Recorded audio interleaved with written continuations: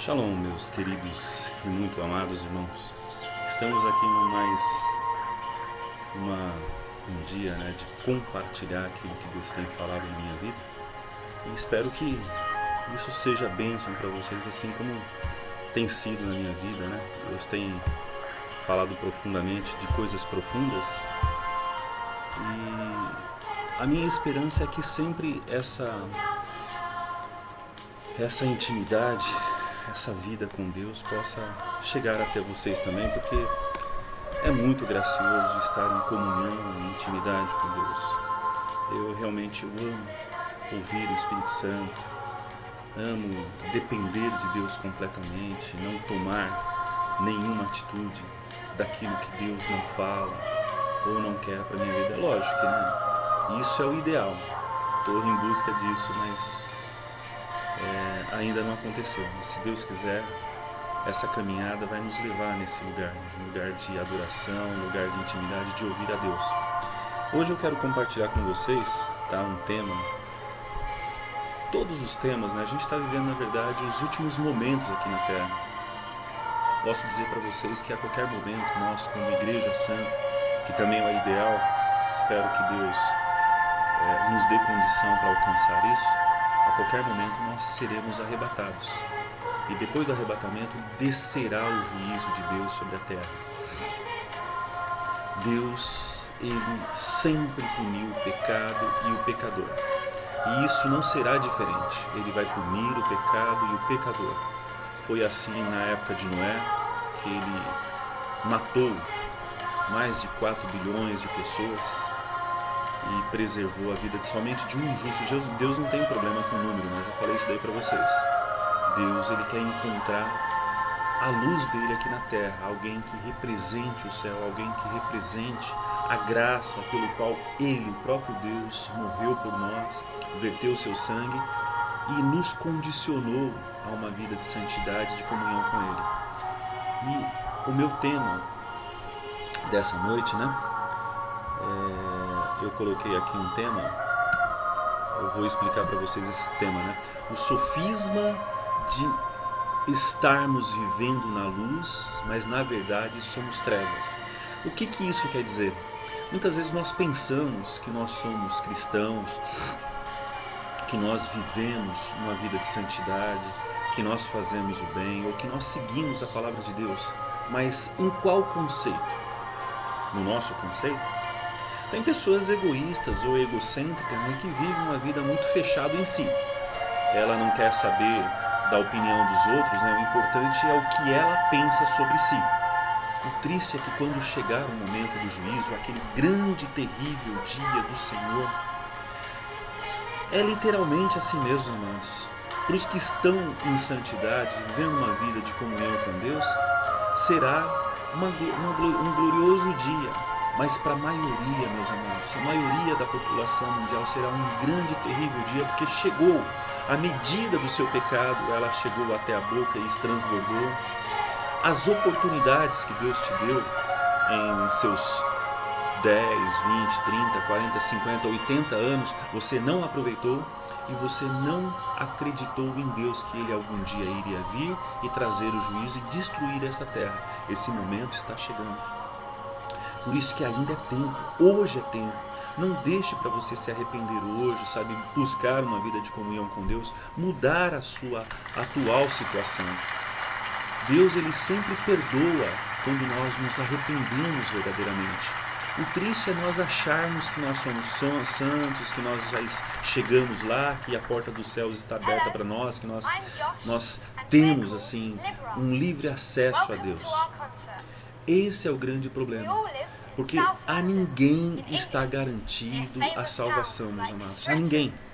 É uma ilusão quando nós pensamos que nós, como os cristãos, que nem um dos versículos mais compartilhados pelos cristãos hoje, é crer no Senhor Jesus Cristo e será salvo tu e tua casa. Opa, então já estou salvo. Meus amados, isso é uma grande ilusão. Isso não existe. Nós só podemos nos dar como salvos, como que nós conseguimos chegar à nossa pátria celestial quando nós verdadeiramente tivermos entrado. Nós Deus ele não tem preferido, ou a nós não está garantido a entrada no céu enquanto nós não ultrapassarmos aquele lugar de realmente de comunhão com Deus. Então cuidado de você achar que você está salvo, que você já está garantido, porque nós só podemos nos dar como garantidos, como salvos, quando nós realmente entrarmos. Porque todo dia neste mundo pecador é uma oportunidade para você cair, pecar, falar mais que deveria falar, olhar coisas que não deveria olhar. Pensa, porque Deus ele não olha somente as nossas atitudes, Ele olha também os nossos pensamentos e intenções. Então, começando, né? Cuidado com o pecado desenfreado na igreja. Eu estou falando, obviamente, para cristãos ou pseudos cristãos, né? Porque hoje eu percebo a igreja, ela virou uma grande sala do mundo, uma grande sala de pecado. As mulheres todas pintadas com brincos, não vestem roupas santas, são muito, como posso dizer, sensuais. E quando ela se veste, ela não se veste para Deus, porque existe um padrão de santidade, meus amados. Lá em Levítico, Deus dá como que os sacerdotes devem se apresentar perante Ele. Cuidado quando você cantar, desça sua Shekinah, porque se Deus descer e você tiver como os filhos de Arão, Ofni e Finéias, Deus vai descer fogo sobre você, porque você está abusando da graça. Existe um padrão de santidade. Busque esse padrão de santidade, porque através da sua forma de ser, de se vestir, você pode levar as pessoas a pecarem quando olham em você. Então, cuidado com o pecado desenfreado da igreja.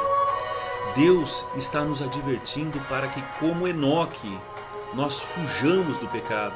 Enoque, na época dele, o pecado era até mais não vou dizer, né, porque Jesus fala que como nos dias de Noé, nós estamos vivendo os dias de Noé e de Enoque, mas na época de Enoque viviam os gigantes, os filhos de demônios, né, porque os anjos caídos, eles tiveram relação com humanos, né, e nasceram gigantes. Esses gigantes, eles eram até canibais, como eles tinham estatura enorme, eles comiam o próprio ser humano, né? Então era uma época muito terrível.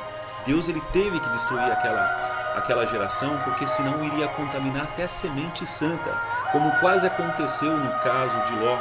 Ló já estava na influência de Sodoma, né?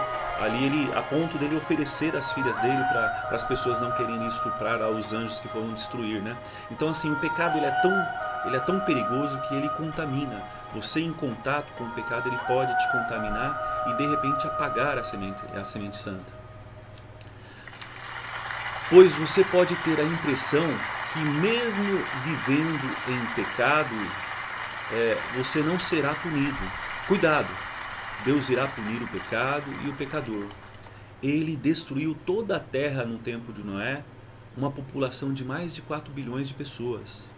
Na época de Enoque, o mundo estava totalmente corrompido. Deus salvou o justo Noé e puniu todo o mundo. O que faz pensar que esse nosso pecado de estimação, ao qual nós cometemos deliberadamente, o juízo não vai alcançar. Deus irá nos punir se continuarmos na prática do pecado. Deus irá punir o pecado e o pecador.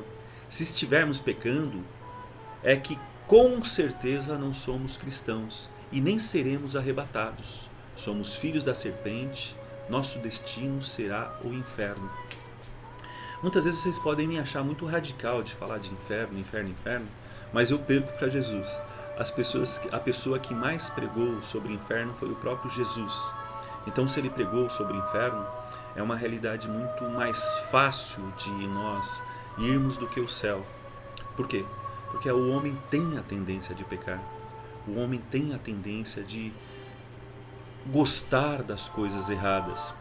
Então, assim, eu falo, eu como um pretenso cristão, porque cristão quer dizer pequeno Cristo, eu vou pregar a realidade de hoje. Nós estamos vivendo num mundo corrompido, num mundo que carece de Deus. Então, quanto mais você se alertar que existe um inferno, que as chamas, elas são eternas, que quando passar, as pessoas que forem para o inferno, seguindo os conselhos, as atitudes, as ações do seu pai, que é o diabo, elas vão para o inferno, porque Deus é santo. Existe o padrão de santidade de Deus que nós temos que alcançar. Deus, ele nos dá a condição de alcançarmos esse padrão. E também existe a medida do pecado. Se essa medida do pecado ela for alcançada, nós morreremos. Deus trará o juízo sobre nós. Aqui eu abro uma enorme advertência para a questão da hipocrisia. Hipócrita é ator, é a pessoa que demonstra algo que ela não é, tá? Isso é hipocrisia. E aqui eu coloquei somente alguns exemplos, eu não estou direcionando a minha fala para ninguém. Eu tenho aqui mais de 500 contatos no meu WhatsApp, né? Então não pensa que eu estou falando isso daí para você porque eu te conheço, ou porque... Não pensa nada disso, estou falando de uma maneira geral, até mesmo para mim, tá? Então eu vou citar alguns pecados comuns aqui que vocês vão perceber, né? É totalmente pecado você pregar santidade e não ser santo. Isso é hipocrisia. Como você pode pregar, falar de algo que você não vive? Isso é hipocrisia. E hoje o meu olhar, é lógico que não serve de parâmetro para ninguém, mas o meu olhar, eu não consigo encontrar, eu não vejo uma igreja que realmente pregue santidade, eu não vejo uma igreja que as pessoas que participam de lá expressam santidade, eu não consigo, tá? Por isso que eu resolvi buscar o Senhor de uma maneira individual, correr essa carreira. Não estou dizendo que eu estou certo, nem que isso é o caminho, mas é que eu não encontro esse lugar onde é totalmente, isento de pecado. Eu não encontro. Continuando, é totalmente pecado você pedir que seu membro guarde o sábado e você não guarda. Amados, eu conheço muitos preciosos, né? Tenho até contato aqui com o meu amigo pastor, que eu não vou citar o nome dele, né? Que a gente, graças a Deus, tem uma boa amizade. A gente sempre está trocando figurinha. O que é guardar o sábado, meus amados? Não é você não trabalhar, não é somente isso. Guardar o sábado é quando o sol se pôr na sexta-feira, você começar a estar em comunhão com Deus, não fazer nada que Deus não seja a motivação para esse dia. Ou seja, você vai jantar, uma reunião de oração com a sua família, buscar o Senhor. Você sentou, você estudar a Bíblia, buscar conhecimento juntamente com a sua família. Você dormiu, você orar com a sua família para que no dia seguinte, no sábado, você continue, amanheceu, tomar café na presença do Senhor, apresentar os alimentos. Terminou o café, ir para a sala, adorar o Senhor com uma canção ou lendo a palavra de Deus. Terminou aquilo, hora do almoço, buscar ao Senhor novamente, agradecer pelo alimento. Depois do alimento, você novamente entrar em comunhão com Deus, com a sua família, ali como se fosse uma reunião de igreja.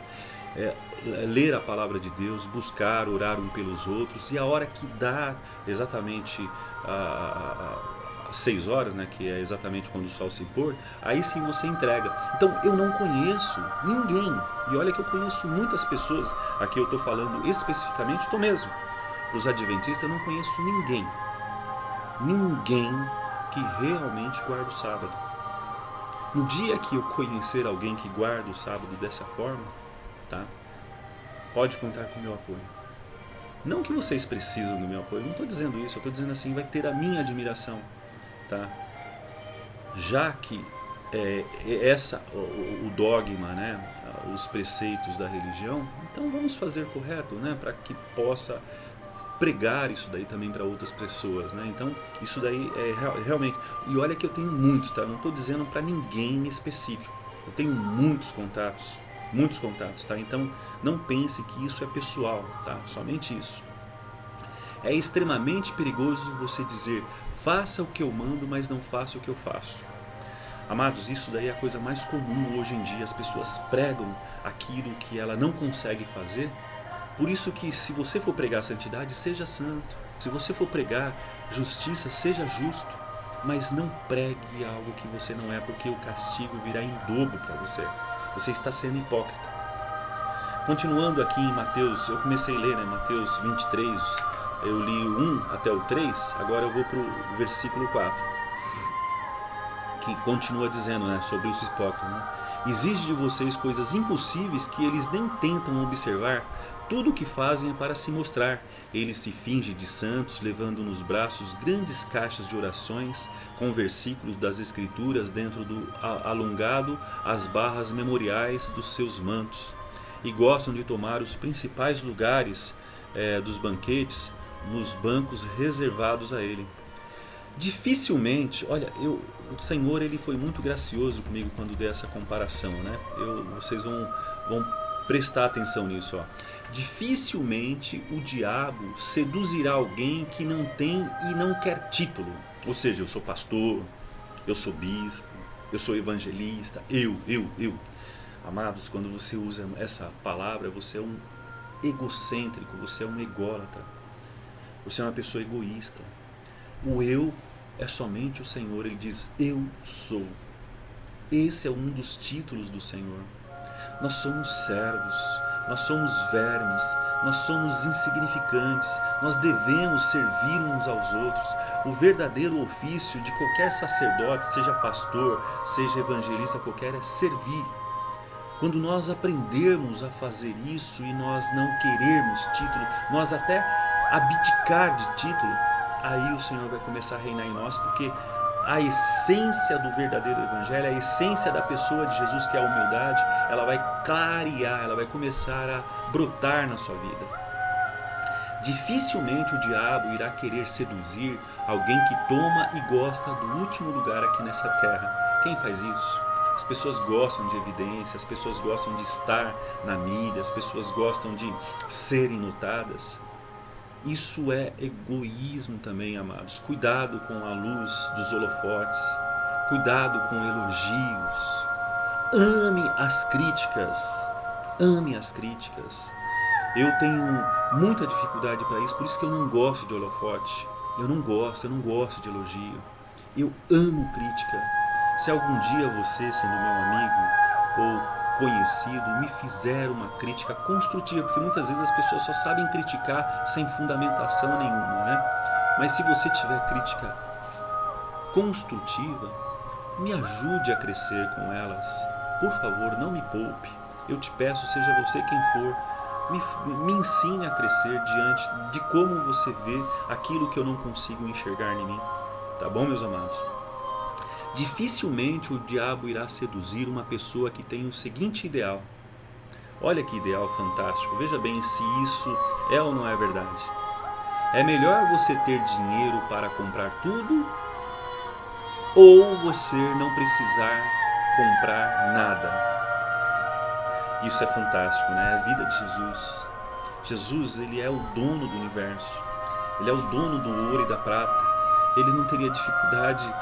Uma vez, né, perguntaram para Jesus, é lícito dar a César, pagar tributo a César? Ele falou, dá a Deus o que é de Deus e dá a César o que é de César. Ele falou para um dos discípulos dele, vai lá, joga a rede ao mar e pesca um peixe e dentro dele tem algumas moedas e paga o tributo por mim e por você. Ele não tinha dificuldade nenhuma em fazer brotar ou transformar pedra em ouro, mas ele resolveu nos dando exemplo. A vida de Jesus não é algo que você lê e fala, nossa, que bonito, que santidade. Não, a vida de Jesus é para que nós possamos fazer as mesmas coisas que Ele. Ou seja, abdicar de tudo que esse mundo possa nos dar como glória, ouro, título, dinheiro. O nosso coração tem que estar nos céus. Eu estou falando assim que é pecado ser rico ou ter dinheiro? Não. O pecado é você colocar o coração nessas coisas e não compartilhar, não ajudar o seu próximo. Isso é pecado. Você querer acumular enquanto você vê o seu vizinho padecendo, o seu vizinho não tendo luz porque foi cortado água e você ter muito dinheiro no banco e não ajudar ninguém. Isso sim é pecado. É pecado acumular riqueza nessa terra. Se Deus te fez bem financeiramente é para você ajudar o seu próximo. Continuando no versículo 7 de Mateus 23. Falando dos hipócritas, né? Como apreciam considerações que se prestam a ele nas ruas e gostam de ser chamados de mestre. Nunca deixe que alguém chame você assim, porque somente Deus é o Mestre e todos vocês estão no mesmo nível como irmãos. Não se dirijam a ninguém aqui na terra chamando de Pai, porque somente Deus no céu deve ser chamado de Mestre, porque somente um é Mestre de vocês, isto é, o Messias. Quanto mais humilde for o serviço de vocês aos outros, maiores vocês serão. Para ser o maior de todos, é preciso ser servo, mas aquele que se acham grande sofrerão desapontamento e humilhação, e aqueles que se humilham serão engrandecidos. Ai de vocês, fariseus, e de vocês demais líderes religiosos fingidos, pois vocês não deixam os outros entrarem no reino dos céus, nem vocês mesmos entram. Vocês parecem ser santos com todas as suas longas orações públicas nas ruas, enquanto estão expulsando as viúvas das casas delas. Fingidos. Sim, ai de vocês, fingidos, porque vão a qualquer distância para converter alguém e depois fazem a mesma pessoa 2 vezes mais dignas do inferno do que vocês mesmos são. Ai de vocês, fariseus e líderes religiosos fingidos, vocês são tão cuidadosos em limpar a parte de fora da taça, mas o interior está imundo de explosão, imundo de exploração dos outros e de cobiça. Fariseus cegos, limpem primeiro o interior da taça, então ela inteira ficará limpa. Ai de vocês, fariseus e líderes religiosos, vocês são como belos túmulos cheios de ossos de homens mortos, de podridão e sujeira. Vocês procuram parecer homens santos, mas por baixo desse manto de bondade estão corações manchados de toda espécie de fingimento e pecado.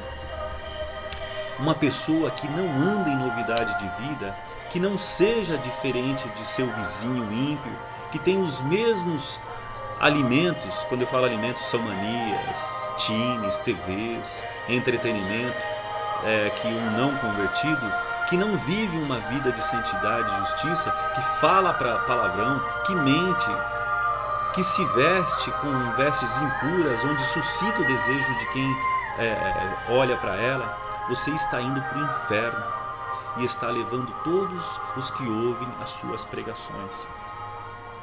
Amados, hoje uma das coisas que eu acho assim mais triste é quando de vez em quando eu vejo algum vídeo de algum pastor ou pastora vou falar pastor, né? Com aquelas calças jeans rasgadas, com um boné, com alguns cortes terríveis, com tatuagens. Não levam diante de Deus santidade nenhuma. Sacerdote, existe um padrão de santidade de vestes. As pastoras muitas vezes com decotes indecorosos, com saias acima dos joelhos, mostrando a forma dos seus corpos. Isso é pecado sexual, sacerdotes. Isso é pecado sexual, ovelhas. Isso é pecado sexual. Todos vocês que vão na igreja que se dizem cristãos, vocês não são cristãos. Vocês estão indo para o inferno achando que estão na luz. Vocês estão se enganando. No versículo 32 de Mateus 23 diz assim: vocês estão seguindo seus passos e enchendo até em cima a medida completa da maldade deles. Existe uma medida de pecado. Deus é misericordioso e quer que você se arrependa, mas Ele também é justo e vai punir o pecado e o pecador. Existe uma medida de pecado. Sodoma ultrapassou essa medida. O mundo na época de Noé ultrapassou essa medida. A nossa geração não ultrapassou. A nossa geração, se não ultrapassou, está em seu limite. Cuidado, o juízo de Deus está vindo punir o pecado e o pecador.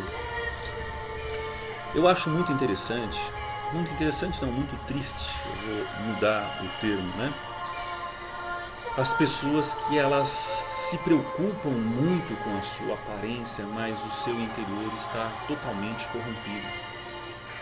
Saiba do seguinte, que se o seu interior não refletir o exterior ou vice-versa, você está pecando. É um conjunto, como eu posso dizer? Um tem que conversar com o outro.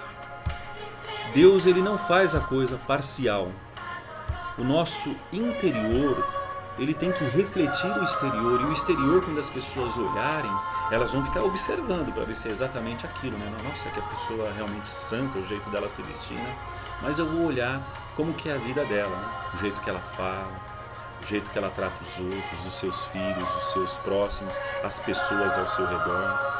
Se ela realmente faz atos de bondade, atos de ajudar o próximo, aí sim, o seu exterior está sendo refletido pelo interior. As pessoas hoje, elas se preocupam muito em impressionar umas às outras. Elas não se conhecem e elas não gostam nem de conviver em comunhão. Por quê? Porque se ela conviver em comunhão com uma outra pessoa ou com alguns irmãos, os irmãos vão perceber que ela realmente é hipócrita. Ou seja, aquilo que ela é na igreja não é na sua casa, não é com os seus filhos, bate nos seus filhos sem motivação, não educa os seus filhos, mas fica gritando a todos os momentos com os seus filhos, batem no momento de nervosismo, sabe? Ou seja, bate com ira nos seus filhos. E muitas vezes não tem nem tempo de estar ali estudando com seus filhos, ensinando o preceito de Deus, mostrando na sua vida. Essas pessoas, elas estão indo para o inferno.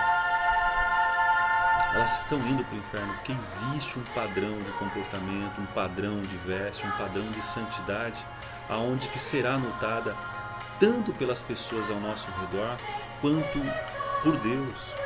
A Bíblia fala lá em Hebreus que nós temos uma grande nuvem de testemunha que estão ali fotografando a todos os momentos as nossas atitudes.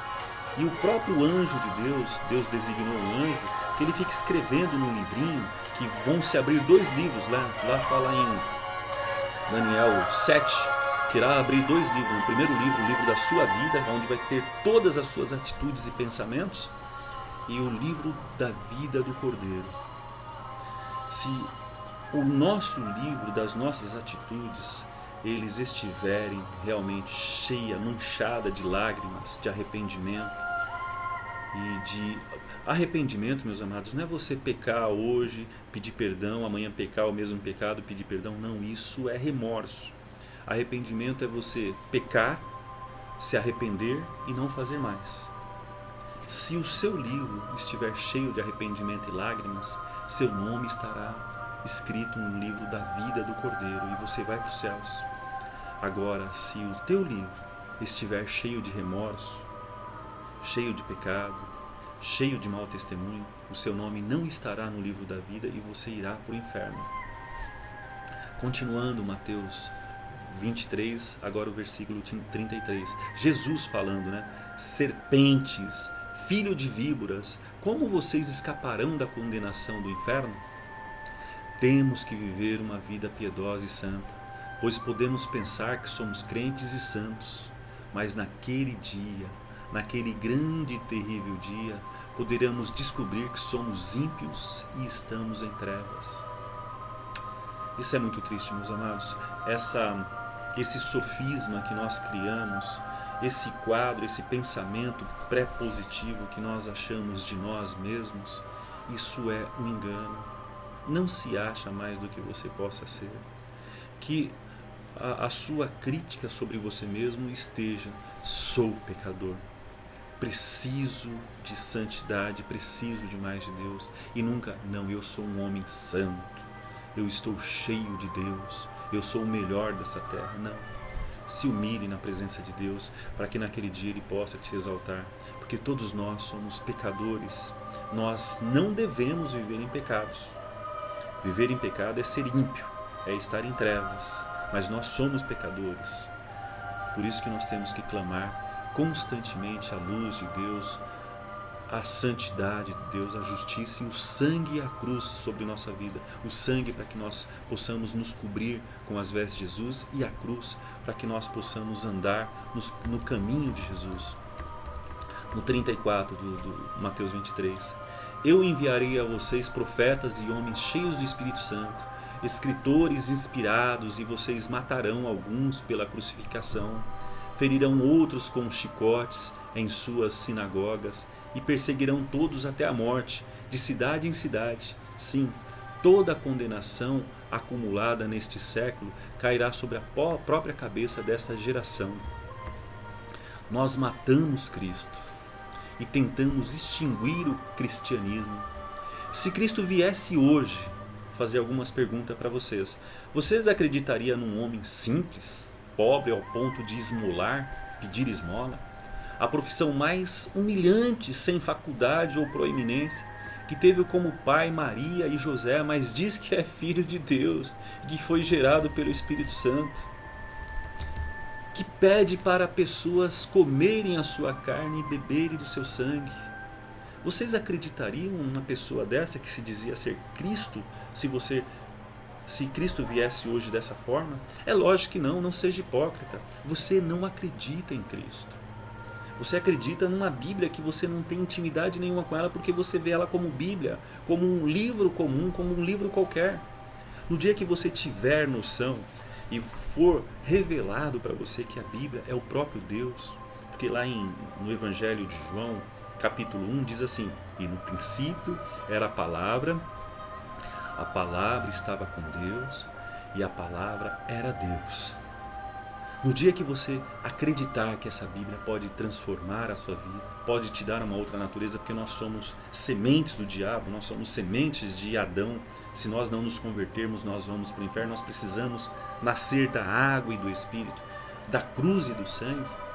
Se nós não nascermos, se nós não termos essa natureza de Deus, porque lá ainda no Evangelho de João 1 diz assim: e todos aqueles os quais creram em Cristo, foi-lhe dados o poder de serem chamados filhos de Deus. Nós fomos adotados por Deus quando nós nascermos de novo. Enquanto nós não nascermos de novo, tivermos uma vida comum, de acordo ou parecida com todas as pessoas que são ímpias, nós somos filhos das trevas, nós somos filhos do diabo. Enquanto nós discutirmos quem tem razão, enquanto nós mentirmos, enquanto nós formos aquelas pessoas inconvenientes, aquelas pessoas provocadoras, enquanto nós acharmos que temos razões em tudo, nós somos filhos do diabo. Agora, no dia que nós apontarmos o dedo para nós e dizer: eu sou culpado, eu preciso de Deus, me perdoa, Deus, aí sim, nós começamos a trilhar o caminho de filhos de Deus. Para terminar, meus amados, o versículo 37 ao 39, que diz assim: Jerusalém, Jerusalém, cidade que mata os profetas e apedrejam todos aqueles que Deus envia. Quantas vezes eu quis juntar os seus filhos como uma galinha ajunta seus pintinhos debaixo das asas. E esta cidade não me quis permitir. Agora sua casa é deixada em abandono. Pois eu digo isto a vocês: nunca mais me verão outra vez, enquanto não estiverem prontos a receber aquele que Deus enviou a vocês. Aqui, Jesus julga os judeus, ele julgou os judeus não viram nem aceitaram o Messias, eles estão esperando o Mashiach até hoje. Por quê? Porque Deus viu a maldade no coração deles e Deus quis que eles passassem por um período, vamos dizer assim, de purificação. Existem judeus cristãos, judeus convertidos, mas os judeus ortodoxos, eles estão esperando o Messias até hoje, o Mashiach deles. Então eles foram rejeitados, porque eles rejeitaram a Cristo, o seu próprio Salvador, seu próprio Deus. Devido a isso, a salvação veio para nós, porque Deus fez isso daí, porque Deus estava pensando em nós. Eles foram destruídos como povo em 70 com o general Tito de Roma, quando invadiu Jerusalém e destruiu o templo, não deixando pedra sobre pedra, espalhando judeus para todo lugar do mundo. No ano 70 da nossa era, eles se tornaram um povo muito arrogante, eles ainda estavam sobre o regime romano, eles se rebelaram e o general Tito, ele entrou com os seus exércitos e esmagou os judeus. Por que não deixou pedra sobre pedra? Havia muito ouro naquela cidade. Então eles tacaram fogo e eles removiam as pedras para pegar esse ouro que foi derretido. Só que antes disso, eles mataram tantas pessoas que o sangue dessas pessoas foi tanta que batia nas celas dos cavalos de tantas pessoas que eles mataram, fora outros que eles levaram escravos. Então eles rejeitaram o Salvador, rejeitaram a proteção de Deus. Esse foi dos muitos juízos que eles sofreram na história e até hoje sofrem, por causa que rejeitaram a proteção e Deus como o Messias, né, como seu protetor. Tá? Pedra sobre pedra, espalhando. Só vieram. Depois disso, né, teve o Holocausto, teve várias outras questões, né, que eles foram muito mortos, né? Em todos os países eles sofriam essa perseguição, porque eles não deixaram de ser o povo escolhido de Deus. Eles são o povo escolhido de Deus, tá? Mas o que aconteceu? Só vieram a se organizar como uma nação em 14 de maio de 1948. Por que aconteceu isso? Não, por um desígnio de Deus. Deus, quando percebe, né, que o mundo está maduro para o juízo, que os gentios estão abusando da graça, né, desde os anos 70 até agora, Ele quer novamente o que entenderam a salvação, o que buscaram uma vida de santidade são a noiva de Cristo. Cristo vai vir buscar aqui no arrebatamento. Ele vai voltar para Israel para resgatar. Só que antes deles resgatar, 2/3 de todos os israelitas vão morrer. Ou seja, por guerra, por bombas, por ataques. Deus vai salvar 1/3 dos judeus. Então, assim, toma cuidado, porque nós estamos cometendo a mesma coisa que os judeus cometeram com Jesus. A salvação para nós, ela está realmente no momento de atingir o número, né, dos gentios que eram para ser salvos. A Bíblia fala para nós tomarmos cuidado para que ninguém tome a nossa coroa. Existe um número de gentios que vai entrar e esse número já está chegando. Que nós possamos nos arrepender hoje e procurarmos viver uma vida de santidade, porque a porta da graça ao qual nós vivemos, ela vai ser fechada. Depois disso, a salvação vai ser só por cortar o pescoço e muito raro. Eu creio que para os gentios que rejeitaram a Cristo, vai acontecer o que aconteceu em Mateus 25, as 10 virgens, né? As 10 virgens tolas, quando bateram na porta, nós somos, que fomos deixados, que não subirmos no arrebatamento, seremos essas virgens tolas se ficarmos. Nós bateremos na porta, e olha que Jesus falou: não vos conheço, apartai-vos de mim, malditos, para o fogo eterno, preparado para o diabo e seu anjo, porque nós rejeitamos o sangue de Cristo, nós rejeitamos a salvação. A salvação vai se voltar para Israel, vai se voltar para o Oriente, para os muçulmanos. Eles sim são capazes, quando eles se converterem, perceberem que o Mahdi, porque os muçulmanos, eles estão esperando o Mahdi deles, perceber que o Mahdi é Jesus, que o Mahdi esperado, que o Messias esperado somente pode ser Jesus. Eles também vão se converter e eles sim morrem explodindo, enforcado, fustigado pelo Deus preto dele, pela pedra negra dele, pelo Alá deles. Agora os cristãos ocidentais, eles gostam de Novalgina, Doril, eles não gostam de dor. Dificilmente serão salvos.